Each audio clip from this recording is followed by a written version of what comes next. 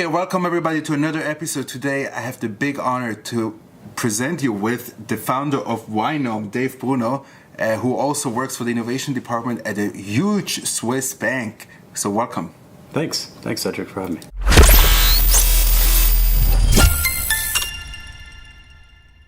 So welcome everybody to another episode. Let's just say like that, like Dave and I, we've been following each other online at least 2 years, 3 years, till it actually worked out that we meet in person offline, kind of. Yeah. So, just give us a short introduction about yourself.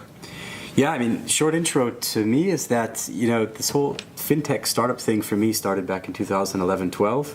when it really hit the scene with robo-advisory, and I was working in a strategic area for a big bank. And, I had to really get my feet on the ground in terms of who is doing what. Mostly at that time it was coming out of the US. Mm-hmm. So it involved late night phone calls with entrepreneurs and startup guys. And for me it was a new world, although I come from Boston. So earlier in my career, a lot of my friends have done startups as well. So I'm familiar with it, but I really had to learn it for myself. Cool. So tell us a little bit about what YNOME does, so we can get a little bit of a sense. Yeah, I mean, YNOME, the value prop is that we see a greenfield going beyond robo-advisory. At this point, there's more than 500 robos under development, as well as the major financial institutions, the hedge funds, the asset managers. And as a private client, especially an affluent guy, so you don't get catered to as the multi-millionaire, it's very difficult to figure out what service provider you should be using. And for what, actually. So along the value chain in the wealth management business, which isn't retail banking, it's very different. Your needs are different. You don't know what's the difference between what I'm getting in a wealth planning situation versus the execution of instruments. What's the strategic asset allocation? Should I have a tactical asset allocation? Do I need all this market research coming at me? How do I want to digest it? How's the end user experience? Yep. And all this stuff is part of a wealth management value chain. And what we realized with YNOME is that people need a way to be able to judge what are the best providers for me, and can I start to form my own private bank for myself? Interesting, cool. I mean, what I like to do, what my audience really appreciates, if you can give us like a real life example. So take me as a client and tell me what would you do with your startup? Yeah, I'll tell you. Let's say your name is Tim, and you're 43 years old. Yes. And you're working as a consultant in the city of Frankfurt. Yeah. Right? So our first launch market is Germany. And Tim's basic problem is he doesn't have time. He has 2 kids. He's 43. He doesn't know a lot about finance, but he had a couple courses in school. And he's accumulated about $1.5 million of wealth. But he's got 2 different pension funds from previous firms. He's got individual savings plans. He's bought some funds over time. He's done a bit of day trading on the side, but he doesn't really know how it works. And he gets advice and research reports from his local Sparkasse, which is the local bank. And he's got a universal bank chasing him. And some of his buddies want to invest more in real estate. I mean, what does this guy actually do to manage his wealth? Well, on Saturday morning, he's crunching through an Excel trying to figure out, should I actually buy the second home or should I invest more? Is my education fund in the right place? He doesn't really have a wealth plan in place, a strategic asset allocation across all the classes and markets. And that's what's mostly missing. So YNOME for him should help him get his feet on the ground and understand what he should use. Okay, cool.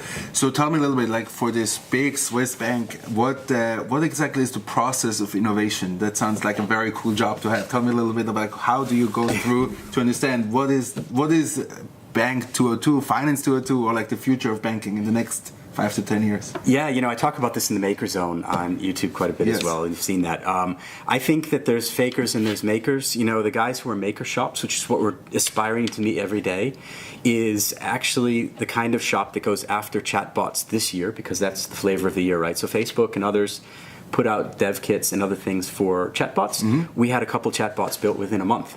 Now the question then is, what makes real innovation? You have to be able to get your stuff out on the market and test it, which means you need a sandbox environment. So we've established a process where you can actually do that. And either I'm not under the big brand or I am under the big brand, but you have to have clear rules about who you talk to. You have to talk with legal, compliance, regulatory, marketing, branding, and it is a process. And what I always like to say to the startup guys is you have your own issues in terms of getting capital, getting traction, getting trust in the market, and in a corporation, we just have a different set of issues. We've got the money, we've got the time, we've got the skill sets, we've got all the legal support we need, for God's sake. But what we don't have is freedom to innovate all the time. And so I'm trying to create that freedom and make some space, like in front of a basketball hoop. You have to create a bit of space to move. so you can actually sink a shot. Interesting. So what about, let's say, bottom line, how many of those innovations make it out? Do you have some kind of experience, statistics already? I do, and it's even worse than the answer that you think, which is, it's very hard to launch real innovations from a bank, but we've had really good success, I think, in our first 2 years of trying to do it.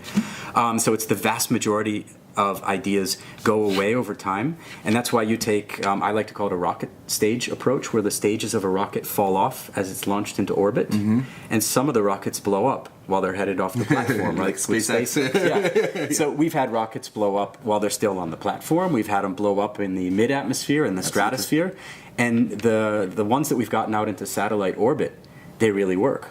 So we've got some digital products that we launched or are about to launch that really, they wouldn't have come from the mainstream change process at a big bank.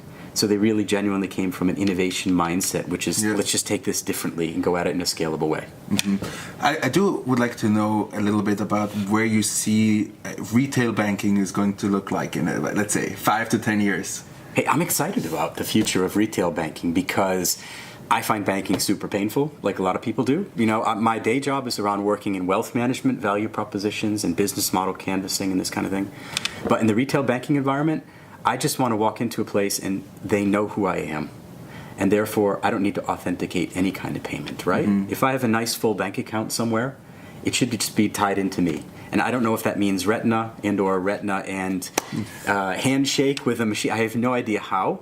But the payment system and the whole retail thing and how I interact with online, if I want to book something over TripAdvisor, it should just happen.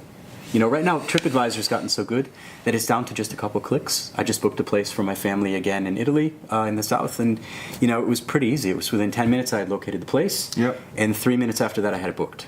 So, practically speaking, you want to just walk into a bank? Because I'm not sure if you want to walk into a bank even. Maybe that's even already the first question. I have a son, and I don't think he'll ever walk into a bank. Yes. But I don't think that's necessarily spelling the death of the banking industry. I think the banking industry already has all the plumbing, just like Swisscom and the rest of Switzerland still has the infrastructure built over having internet routers and cable to houses. That infrastructure is still monetizable for many, many years. And it's a question of operating it properly and coming up with new services on top of it. Right. So one of the very interesting questions that I would be interested in is about the collaboration with startups. Like, is it possible with the Swiss banks these days to collaborate? How does your bank look at it in a way that they see startups as a partner or more as an investment opportunity? Probably 8 or 10 years ago, I think any startup would have come in over the private equity channel in terms of a product or an investment idea. And there it has to be at the monetization stage. So it has to be, super far advanced, more than $1 million or $2 million in revenues as a freestanding business. And the startup entrepreneurs that I'm working with, my team is working with, are at a much earlier stage now. So we're basically at 2 guys in a garage or 5 guys in a small startup factory. And we're able to work in an earlier stage because we've got our innovation hats on.